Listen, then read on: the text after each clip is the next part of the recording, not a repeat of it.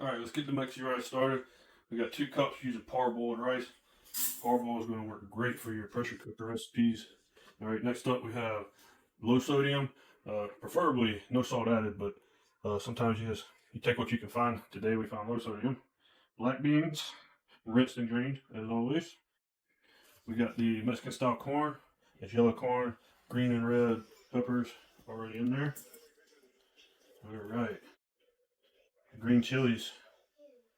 Yum. Alright. Next up, got the water. I will say, depending on your style of pressure cooker and size, your ratios for rice and water are going to vary, and it will take some experimentation.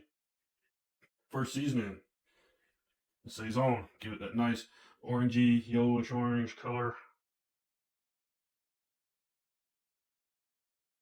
That's probably enough. Some chili powder. Probably enough. I like to give everything a nice little incorporation before we stir. Alright. Oh,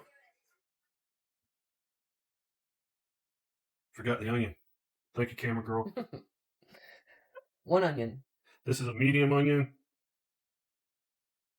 Sometimes I use red, but yellow onion was on the shelf today. Alright, we got our lid on. We're going to set this pressure cooker on high for 15 minutes. Then we're going to let it do a full natural depressurization, and we'll bring it back and show you. Alright, so we're done pressure cooking. You can see our valve is down. This is completely depressurized now. So open up. Look how well that parboiled rice holds up to the pressure cooking. It looks as good as it's going to taste. Like to give it a little mix here. All right.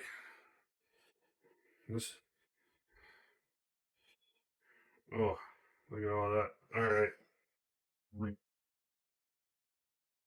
There we got some steamed street style corn tortillas.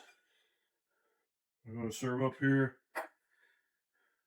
Get the sliced avocado on the side. All right, and this is how I like to finish mine off. We have lime pepper seasoning.